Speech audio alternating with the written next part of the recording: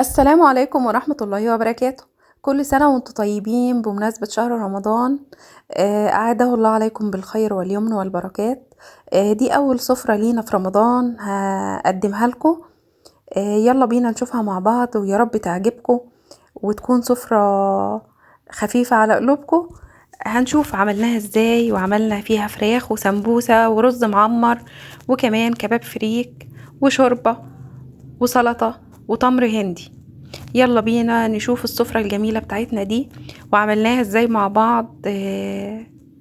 يلا بينا هنشوف الفراخ الجميلة دي بطريقة جديدة النهاردة.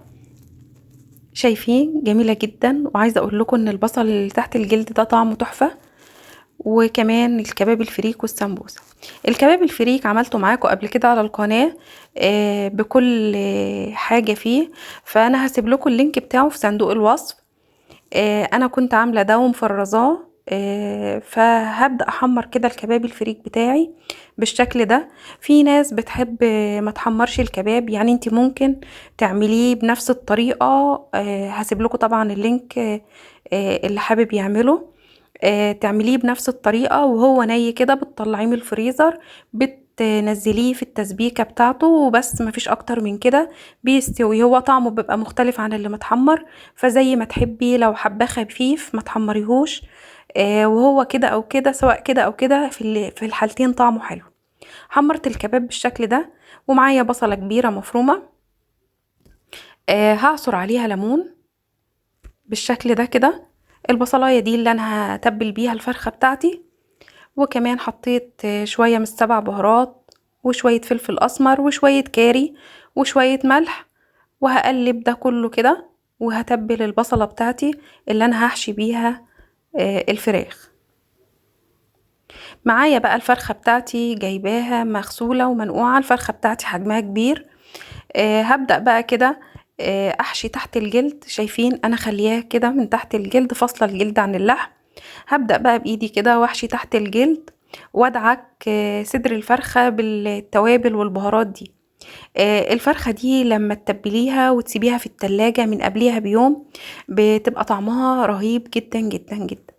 فانتي لو عندك وقت بتسيبيها قبليها بيوم في التلاجة متبلة. لو ما عندكيش وقت بتعمليها قبلها بساعتين او ب4 ساعات، يعني اقل حاجة ساعتين. زي ما انتوا شايفين كده، وانا بحشي البصل دخلت في الورك كمان تحت الجلد، يعني مش سايبة ولا اي جزء فيها. شايفين انا بدخل ايدي كده وبدخل تحت شايفين بدخل البصل في الورك بتاع الفرخة بالشكل ده كده، بحيث ان هي تبقى كلها محشية تحت الجلد. هدعكها بقى من جوه من البطن كده بالبصل وبالبهارات والليمون، ده طبعا عصير ليمون اللي انا بضيفه ده. أه بظبط انا البصل جوه الفرخة. شايفين كلها هي بقت محشية بصل.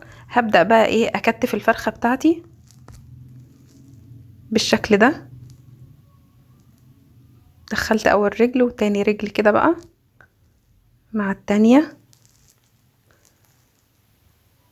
الفرخة بتاعتي كبيرة وبكتف فيها جامد.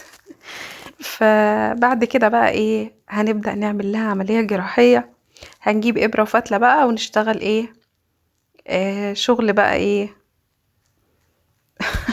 هنخيط. هبدأ بقى اقفل الفرخة بتاعتي. طب انا بقفلها ليه؟ علشان البصل ده ما يطلعش في الشوربة. وكمان انا عايزة البصل ده استفيد بطعمه. طعمه جميل جدا مع الفراخ بجد، لو جربتوه هيعجبكم قوي. وخاصة لما بتدخلي بقى الفراخ في الفرن وتتشوي، والجلد بيخلي البصل كمان يتكرمل وهو جوه الفرخة. فبجد جميلة جدا. جربوا الفراخ بالطريقة دي هتعجبكم قوي. وعايزة اقول لكم ان طعم الشوربة بتاعها بيبقى رهيب، وكمان اللحم بتاع الفراخ بيبقى جميل جدا. فلو انت عندك فرخة حجمها كبير ممكن تعمليها بالشكل ده. انا اهو خيطت الصدر مع الجلد بتاع مؤخرة الفرخة. هبدأ بقى اقفل الصدر بتاعها من فوق كمان خيطه بالشكل ده كده. دخلت الجلد جوه الصدر، وهبدأ بقى اخيطه بشكل كده، بشكل سريع، يعني مش ان انتي بقى يعني هتقعدي تعملي خياطة وتشكليها بالشكل ده كده. الخيط ده طبعا بعد ما الفراخ تستوي وندخلها الفرن وتتحمر بتشديه بيطلع معاكي بسهولة جدا. بس بجد البصل ده بيخلي طعم الفراخ حلو جدا. خلاص كده انا قفلت الفرخة بتاعتي اهي وخيطتها كلها. هبدأ بقى اشيل الخيط بتاعي. ده منظر الفرخة بعد ما خيطناها. شايفين شكلها بقى عامل ازاي؟ بقت كلها متقفلة ومحشية بصل. معايا بقى في حلة على النار طبعا الفراخ فيها بصل، فانا حطيت بصلة واحدة وورق لورا وحبهان وملح وفلفل وشوية بهارات فراخ وطماطمايه كده حطيتها بحالها. وهغطي، واول ما المية دي تغلي معايا هنزل بالفراخ بتاعتي. الفراخ طبعا هنيمها على ظهرها بالشكل ده. وهغطي بقى، طبعا لقيت المية كتير فقللتها شوية علشان ما توقعش على البوتاجاز وتفور معايا. هغطي عليها بقى، واول ما تغلي ههدي عليها النار. معايا بقى الرز المعمر. انا غسلت الرز، عملت معاكم الرز المعمر اكتر من مرة. الرز بتاعي غسلته وقلبت فيه القشطة والملح. زي ما قلت لكم قبل كده بعاير الرز نص الطاجن بتاعي قبل الغسيل، وبعدين بغسله واقلب فيه القشطة والملح. وبعد كده بضيف له الحليب وانقعه في الحليب. بسيبه بقى كده منقوع لمدة ساعة او نص ساعة على الاقل يشرب من الحليب. وبعد كده بحطه في الفرن بتاعي. لو الفرن بتاعك انا ما بولعش الفرن من فوق على فكرة. لما بحطه في الفرن، انا حطيته في الحلة الفرن، بس انا لما بحطه في الفرن بحطه تحت وما بولعش من فوق، والوش بحمر لوحده عادي. ده بقى التسبيكة بتاعت الكباب. معايا كباب الفريك. حطيت شوية زيت وبصلاية ودبلتها كده، واول ما بدأت تصفر ضفت عصير الطماطم، حوالي طماطمتين اتنين بس، ما بكترش الطماطم. واول ما يستبكوا معايا ضفت كمون وفلفل وكزبرة ناشفة. كمون بس وكزبرة ناشفة. هضيف بقى الشوربة بتاعتي. طبعا الشوربة عليها الملح وعليها الفلفل الاسمر، فما بضيفش بس غير كمون وكزبرة. وهاخد شوية شوربة كده من الفراخ بتاعتي، من شوربة الفراخ. واول ما تغلي معايا كده هنزل بالكباب الفريك. زي ما قلت لكم ممكن ما تحمروهوش وتنزلوا بيه في الخطوة دي يبقى ني زي ما هو كده، زي ما احنا صبعناه وحطيناه في التلاجة. هديله بقى تقليبة يا دوب المية تبقى مغطية الكباب كده، وهغطي عليه. واول ما يغلي ههدي عليه النار. هنبدأ بقى نعمل خلطة هنحشي بيها السمبوسة. معايا دول بصلتين مفرومين ناعم في معلقة زيت كده، ونزلت بيهم وهفضل اقلب كده. واول ما يتبلوا معايا، انا معايا كبد وقوانص فراخ اديتها غلوة على النار ورميت المية علشان اقدر اقطعها قطع صغيرة مكعبات بالشكل ده كده. لما بتبقى الكبدة نية وبتبقى طرية ما بتعرفش تتحكمي في ان انت تقطعيها مكعبات، فبديها غلوة وبرمي المية. ويفضل المية بتاعت الغلوة الاولانية دي يبقى فيها معلقة خل. حطيت انا الكبد والقوانص كده بعد ما البصلة بدأت تصفر معايا، وقلبتها تقليبة. وبعدين بضيف لها بقى البهارات، كمون وفلفل اسمر والسبع بهارات وشوية كزبرة ناشفة وشوية كمون بس كده. وتقلبي قلبي بقى عشان ريحة البهارات والتوابل دي تطلع معاكي. معايا بقى طماطمتين انا فرمهم في الكبة فرم خشن، او بتقطعيهم مكعبات صغيرة زي ما تحبي، او تبشريهم، اي حاجة اللي يريحك يعني، هو هتديكي في الاخر نفس الطعم. هديها بقى تقليبة كده، ومعايا شوية فلفل الوان من اللي احنا كنا مفرزينهم مع بعض. هنزل بيهم كده على الكبد والقوانص بتاعتي وهقلب. وبعدين ههدي عليها النار بقى واغطيها واسيبها بقى تستوي كده مع الطماطم وكده. حطيت انا بقى كمان فصين توم. هقلب بقى ده كله مع بعض. عايزه اقول لكم ان حشوه السمبوسه بالكبد والقوانص دي بتبقى رهيبه جدا. هنعمل مع بعض طول رمضان سمبوسه، وكل مره هعملها لكم بحشوه. هنعملها النهارده بقى بالكبد والقوانص وبالجبنه، لان انا عندي بيحب كده وفي بيحب كده. بس بجد كل اللي دقها عندي عجبته جدا. انا حطيت لها الملح دلوقتي وانا معاكم. هقلب بقى بالشكل ده كده، وهسيبها بقى لغايه اما تستوي وتنشف معانا. دي بقى الكبد والقوانص بعد ما استوت ونشفت معانا. السمبوسه بلفها زي القرطاس بالشكل ده، وببدا احشيها كده اهوت. معايا بقى كده معلقتين دقيق، حطيت عليهم معلقتين ميه، هقلبهم يبقوا معايا قوامهم كده. ده اللي انا هقفل بيهم السمبوسه. اهو زي ما انتوا شايفين كده، هلف السمبوسه كده على شكل مثلث، وهبدأ ألزقها كده بالصمغ بتاعي اللي احنا عاملينه بالدقيق ده. شايفين بلفه كده زي القرطاس بالظبط. وبعدين احط الحشوة وابدأ الف بقى، هتتلف معاكي بسهولة جدا اهي. وهتلزقيها كده بالصمغ بتاعك ده اللي هو الدقيق والمية. هعمل معاكم اكتر من واحدة. حشو السمبوسة مش صعب خالص، ولفتها مش صعبة. هتلاقيها سهلة جدا بالنسبة لك، زي ما بقولك كده كأنك بتعملي قرطاس كده وتلفيه وهتبدأي تحشي. شايفين اهو. وبعدين تبدأي تحشي كده بالمعلقة اي حشوة موجودة عندك. شايفين هي هتلف نفسها من غير اي حاجة.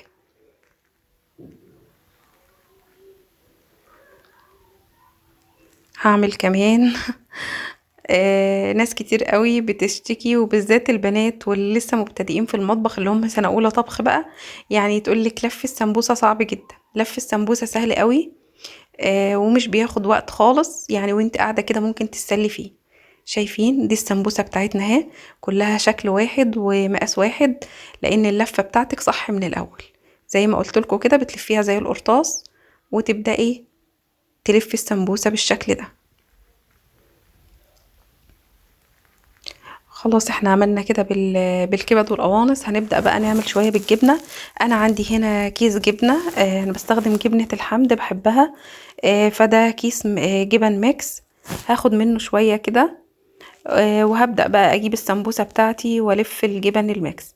لو انتي بقى حابة تقلبي فيهم شوية كاتشب وتحطي عليهم شوية زيتون، فبجد هيديكي طعم البيتزا. بس انا بقى بعمل على مزاج الولاد بيحبوها جبنة بس كده من غير اي حاجة. فانتي ممكن بقى تفنني، وممكن انتي تعملي حاجات تانية مع الجبنة. يعني الجبن دي ممكن تضيفي لها زيتون وشوية كاتشب وتقلبيهم معاها وبالمعلقة كده، وتبدأي تحشي السمبوسة بتاعتك. فانا النهاردة هحشيها جبن مشكلة بس كده بالشكل ده. هعمل كمية بس على قد الفطار، وزي ما انتوا شايفين لفها سهل ومخدتش مننا وقت خالص. هنا بقى هبدأ اعمل الخلطة اللي انا هدهن بيها الفرخة بتاعتي علشان احطها في الفرن تاخد لون.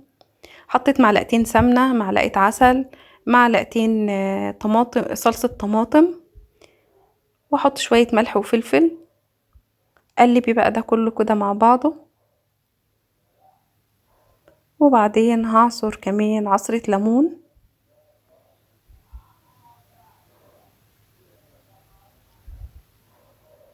ده بقى زي ما انت تحبي واختياري.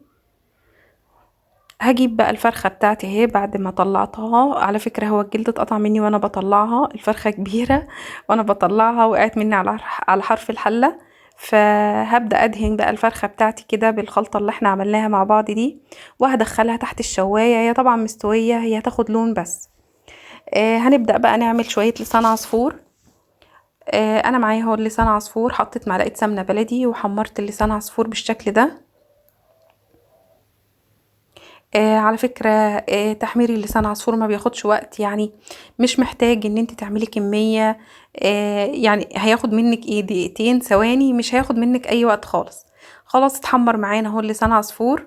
هبدأ بقى اضيف الشوربة بتاعتي، وبكده الشوربة بتاعتنا النهاردة تكون جاهزة معانا. شوربة لسان عصفور انا بحط عليه الشوربة وبطفي عليه، وقبل الاكل بسخنه علشان ما يشربش الشوربة كلها. بس هو كده خلاص خلص معانا. هنبدأ بقى نحمر السمبوسة بتاعتنا. احنا كده بنخلص في الفطار بتاعنا والمغرب قرب يأذن. كل سنة وانتم طيبين، ويا رب تعجبكم وصفاتي. وشكرا لكل الناس اللي سألوا عليا وقالوا لي فين وصفاتك وفين فيديوهاتك. ما تحرمش منكم، ربنا يخليكم ليا. يلا بقى، هي وعكة صحية كده والحمد لله عدت على خير.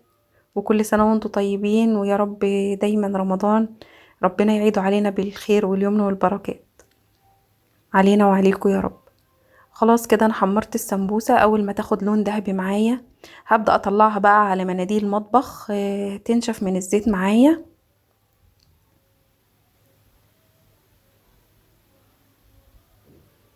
طبعا انا بوريكم بس تحميرها عشان ما اطولش عليكم الفيديو. وبقية الكمية انا حمرتها، وبكده خلصنا السمبوسة معانا.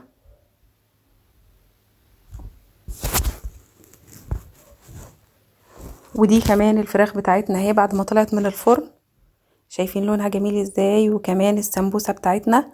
ودي كانت سفرتنا النهاردة، يا رب تعجبكم. ولو عجبتكم ما تنسونيش بلايك وسبسكرايب وتفعلوا الجرس عشان توصلكم كل وصفاتي.